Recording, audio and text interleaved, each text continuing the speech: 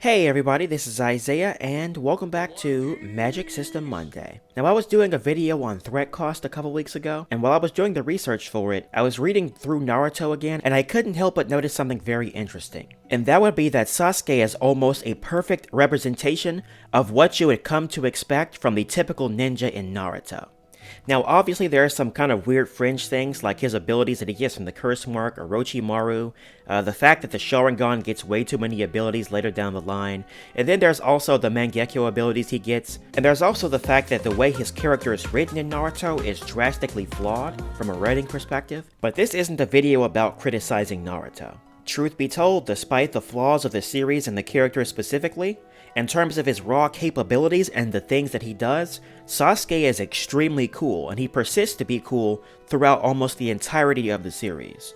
So what I want to do now is I want to basically just talk about his kit, basically. All these abilities and skills that he possesses. And it's entirely possible by the time it's over, we could learn a lot about what it takes to make a decent character kit in terms of their capabilities when you're writing a series with a somewhat soft magic system or that's very open and broad. And if this goes well, I'll do even more kit analysis videos for other characters either in Naruto or other works of fiction that I'm aware of. But first, just a disclaimer, this is not a power scaling video. I'm going to be going over the character's abilities in general, not just exactly how strong they are, and I'm also not going to be talking about any of the abilities he gets from Orochimaru or from the Rinnegan, because I quite frankly don't find those abilities that interesting, and some of them are quite vague. So let's start with his stats. For starters, he is extremely intelligent. I feel like a lot of people kind of underrepresent the raw level of intelligence this character possesses throughout the series, but this character is smart. He's kind of up there. We see not only is he a genius when it comes to his training and how hard he trains, but the level of tactics and strategy that he exhibits in part 1 and 2 of Naruto are absolutely incredible. For example, in the Forest of Death, he gives his teammates this passcode so that they all know that they're the correct person and that someone isn't disguised as them. And he gives this really drawn out password that is way too long for someone like Naruto to remember, which at face value just seems like it's making Naruto look goofy. But in reality, after Naruto gets captured by an enemy and that enemy impersonates him, that enemy gets that passcode perfectly. And as a result, Sasuke knows that there is no way this person is Naruto because Naruto is too stupid to remember this. So he's not only able to think about how he can best solve a problem himself, but he's also capable of thinking about the way other people think in their perspectives. And this is honestly one of the most powerful skills a ninja can have, regardless of any kind of jutsu or capability you possess. For example, Kaguya at the end of the series was probably one of the strongest characters in the verse at the time, probably the strongest, but she didn't really use her abilities that well, so she kinda got folded anyway. This was basically plot, but that's besides the point. Even characters who aren't even that strong, like Shikamaru, who only has like one ability, is able to maintain his relevance in the story and be a fan favorite because of his raw intelligence, and the way that he makes plans. Now aside from his raw intelligence, he also has uncanny dexterity, coordination, and perception. Now a lot of this is probably just because that's how ninjas are, and a lot of this also comes from the Sharingan, but these are still very key capabilities for a ninja to have, and a little bit later in the video, you're going to see exactly how important this is. Now as a result of this, he seems to be particularly good at taijutsu compared to some of the other characters in Naruto. Taijutsu is also another important skill for ninja to have, but not all of the characters are portrayed as being particularly good at it. For example, Naruto, people often consider him to be sort of a taijutsu specialist, because he doesn't really have too many abilities, and he does have a tendency of running around to punch and kick people all the time. But at most points in the series, there's not too much evidence to suggest that he is adept at taijutsu, as opposed to Sasuke, who's going hand to hand all the time. The next thing I want to talk about with Sasuke is his uncanny speed. Throughout the story, Sasuke has had a lot of incredible speed feats. Now, eventually, as the series kind of gets out of hand, everybody does start to get super fast, but Sasuke from the beginning has always been portrayed as being particularly fast and agile. Now, one other thing that people also tend to forget is that in Naruto, your strength and your speed, at least to some extent, scale with chakra control. The better you are at controlling chakra, the better you are at enhancing your body to be faster and stronger. Now, during the Land of Waves arc, Kakashi has Naruto, Sasuke, and Sakura all train their chakra control by climbing trees. Now, even though the amount of time that they trained wasn't very long in the grand scheme of things, after this short bout of training, we actually end up seeing in the very next fight that Sasuke is now fast enough on his feet to match speed with Haku, who is a Jonin level threat, at the very least, and is also someone who Kakashi compared to a Black Ops member earlier in the story. And even though it turned out to technically not be true, there's been no evidence throughout the entire story arc to suggest that Haku is not a Jonin level threat, because he has all the skills and abilities to match, according to Kakashi at least. Now, to be fair, it is suggested a couple of times that Haku's not going all out because he doesn't really want to kill the team. But even if Haku is pulling his punches, he is still technically a Jonin at the very least, and Sasuke matching speed with someone like that is still incredible, even if he's doing it on recruit difficulty. I think one of the reasons people tend to underestimate Sasuke's speed is because of the Chidori and the Raikiri by extension. Now, many people interpret the Raikiri and Chidori to be particularly fast jutsu, and to some extent that is true, depending on how you look at it. The original explanation for how Chidori works explains to us that Kakashi had Sasuke train up his speed so that he could use the Chidori effectively in the first place, not that Chidori itself was particularly fast. But the writer does eventually retcon this later, where there are plenty of scenes to suggest that Chidori is basically just a particularly fast jutsu, even though there's no reason to believe this prior. In other words, what I'm saying is, the blinding speed that is so fast that you need a Sharingan in order to keep up with it isn't something that's special about the jutsu, it's something special about the capabilities of the people that use that jutsu, meaning that Sasuke is literally capable of going that fast. We also see this later at the end of part 1, where Naruto and Sasuke clash at the end. Naruto awakens the power of the nine-tailed fox and basically starts pummeling up on Sasuke. And the problem Sasuke has in this scene is not that Naruto is too fast for him in this form, but rather he's fast enough to keep up with Naruto, but his coordination isn't quick enough to keep up with his actions. This is a very spectacular problem to be having, that somebody even with the Sharingan still didn't have high enough perception to keep up with his own actions. The Sharingan is objectively superior to a typical eye in terms of its perception, even if it's an imperfect Sharingan or an incomplete one. And even then his Sharingan was somehow still too slow to keep up with his normal speed, until he finally awakened the full Sharingan, in which case he starts beating up on Naruto. How? How? I don't know! You gotta really dwell on it. Ah! Now this is the part where some people might expect me to talk about his durability, and let's be honest man, I'm not a power scaler, I'm not about to do this whole roundabout thing. While I don't believe his durability and endurance are any lower than a typical ninja's, it's debatable exactly how durable he is in the grand scheme of things. Now to be honest, this is the case for most of the characters in Naruto. There are plenty of characters who have high vitality or regeneration, and there are a select few characters that are either very durable or have abilities that make them very durable. But generally speaking, most characters can go down to kunai. They really can. They just don't have that high of a defensive capability. So when I say that his defense is mostly negligible, I don't mean that to say that it's particularly bad. I just mean that it's not as much of a boon compared to his other stats. Realistically speaking, most of the people in Naruto are probably way more durable than normal humans, but they still don't really scale that high compared to their other capabilities, and that's the truth. Another thing that I'm not going to count as a massive boon to him is his strength. Now I did say earlier that strength and speed for the most part scale to chakra control.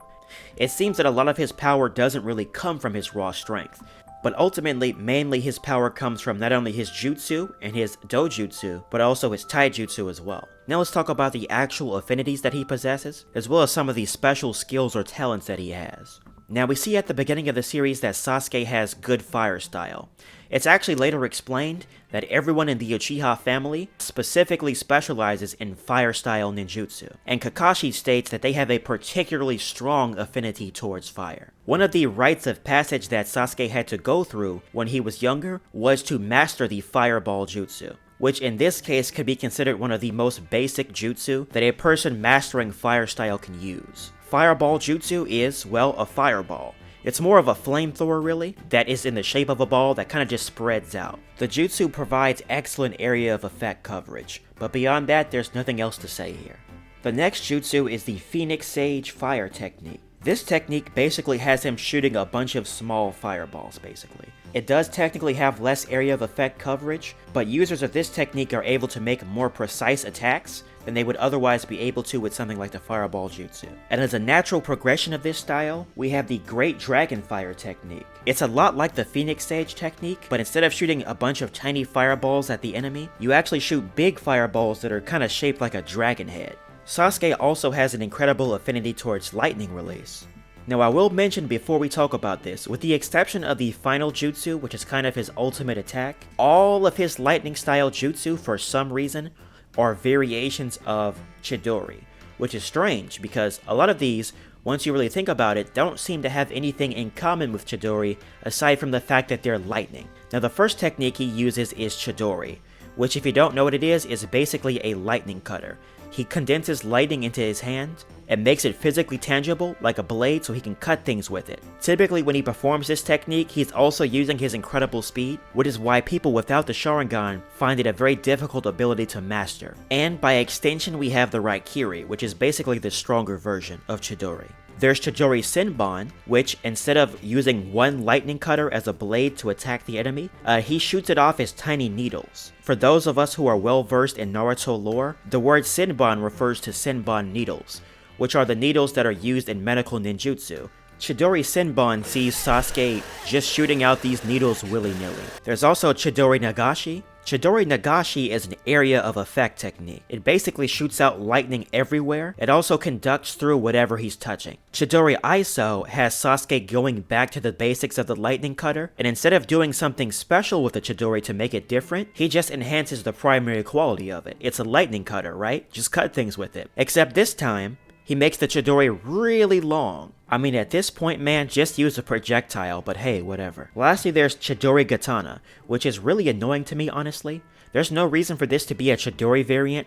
He's just electrocuting his sword and shocking things through it whenever he hits them with the sword. This is just normal lightning. This isn't a Chidori. Why are we lying to ourselves? Now, the last lightning style jutsu he has to offer, at least of the normal variety, is called Kirin. Kirin is an exclusive jutsu to Sasuke. He made it himself as sort of an ultimate move to be used against his brother Itachi. And this is honestly one of my favorite jutsu in Naruto because it shows some of the resourcefulness that you can expect of a very skilled ninja.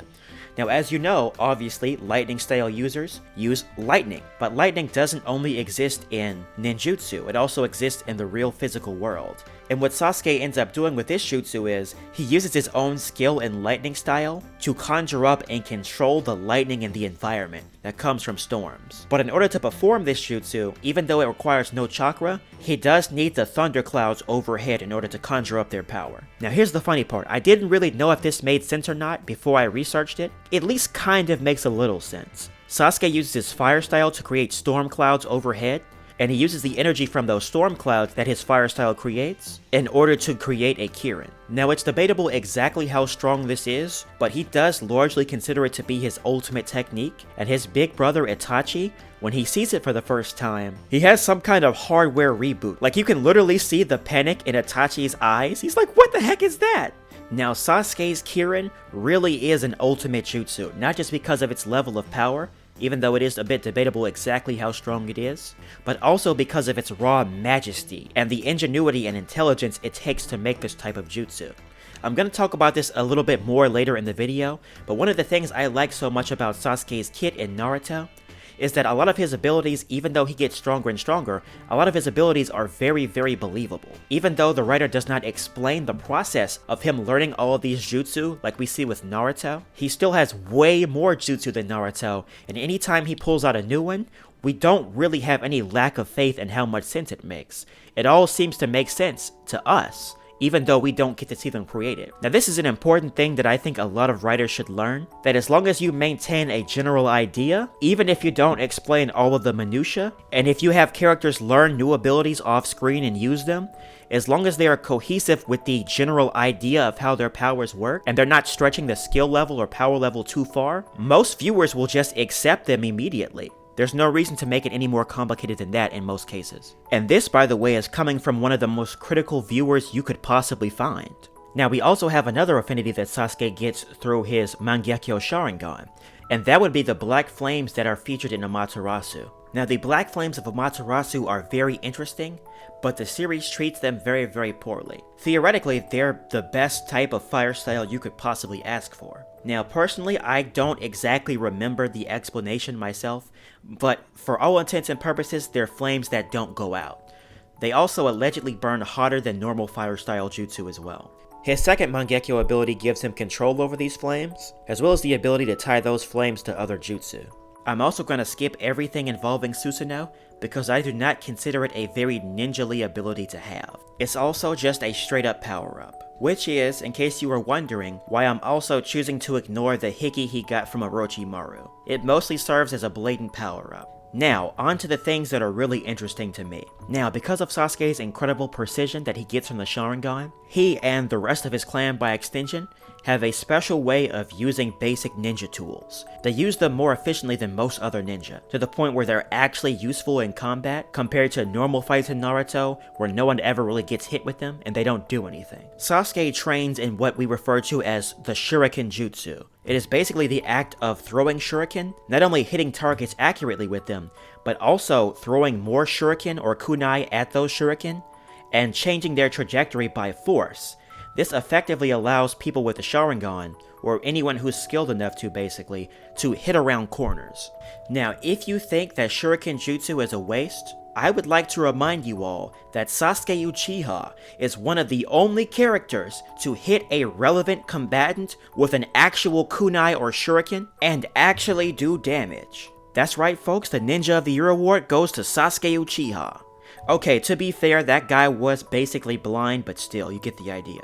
Sasuke is also shown throughout the series being particularly comfortable with the Demon Wind Shuriken, which is basically a massive and compactable version of a shuriken. He's also one of the few characters in Naruto to use wires. In fact, I would argue that he mastered them, even though in grand scheme of things, it doesn't seem like there's much you could do with those in the world of Naruto. He still manages to do incredible things with them. For example, in a fight with Naruto, he throws a kunai at Naruto, I think, and at face value, the kunai doesn't do anything, but it also had a wire attached to it, and he uses that wire to close the gap between him and his enemy. There's also an occasion of him using wires against Itachi. Sorry, I meant to say Naruto, although he does it to Orochimaru as well, I think.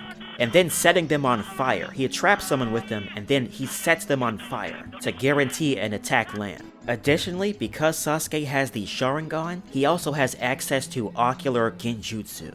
Now, the Uchiha clan and people who have these types of eyes tend to be very, very good at Genjutsu, which is something that typically requires a lot of chakra control to do. Now, I'm not going to talk too much about Genjutsu, because apparently there are individual specific Genjutsu that do specific things, and I'm just not super well versed in the particulars, unfortunately. There are very specific ones like Tsukuyomi or Frog Song that have their own special qualities or are particularly powerful. And then there's also the Finger Genjutsu that Itachi uses.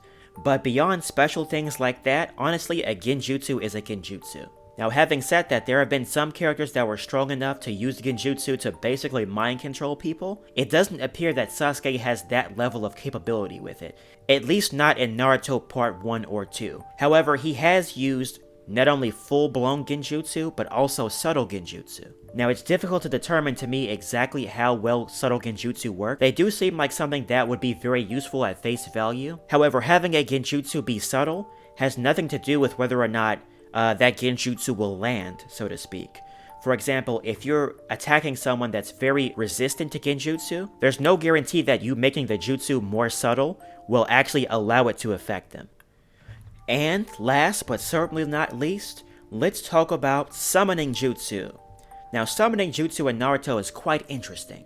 It looks like aside from like basic ninjutsu skills, there also seem to exist in the world of Naruto some form of basic spellcraft or magic circles that can be utilized. For example, sealing jutsu, paper bombs, summoning jutsus, contracts for those summoning jutsus, etc, etc. These for the most part are things that seem to be very interconnected in Naruto, but they also seem to be off in the corner of the world building just doing their own thing. But they are in all honesty some of the coolest powers in all of Naruto, and Sasuke has his fair share of them. Now for starters, even though Sasuke is never portrayed as being skilled in sealing jutsu, people also seem to use some version of the summoning jutsu to summon weapons as well. And this is something that we see Sasuke doing a number of times throughout the series. Whether he's sealed a weapon somewhere, or he's got it someplace that he can summon it, he's been shown to have either summoning circles or sealing circles concealed on bandages on his body. That way he can summon weapons whenever he needs them. This is an excellent technique that allows you to get the jump on an enemy even when they don't see that you have a weapon. You can effectively whip one out of nowhere. However, his summoning is not restricted to just inanimate objects. He's also capable of summoning creatures. Now, he seems to have a contract with a whole group of creatures as opposed to just one. This is something that a lot of people might forget in Naruto, but in theory, you can have a contact or connection with one creature that you can summon. But we've also seen that you can make a summon contract with a whole group or host of creatures, and then pick and choose which one you summon based off of how strong you are. Now, supposedly, summoning these massive creatures does take more chakra, but it is well worth it once you get access to their abilities, especially considering the fact that they each have their own chakra pools. So Sasuke can summon Sage Snakes, and even after the first summon he uses dies— oh, I'm sorry, did I say died? I meant to say murdered! Man, there's gotta be a law or something. Oh my stars and garters, this man did it twice! Bro, the first time you could've just dodged. This is just overkill, man. There is no way on this blue earth these snakes are still responding to his summons. Man, if two of your brothers died and this man summons you after the fact, it couldn't be me. It just couldn't. Although, to be fair, it is debatable whether or not he made contracts with them individually or as a group. But it looks like he doesn't only have contract with the snakes. At one point in the series, he's shown summoning a massive hawk as well. Naruto is very well known for having its massive mystical creatures that honestly I really wish had more development. And this hawk is kind of a bit of a meme in the Naruto community because honestly we don't know when he got it.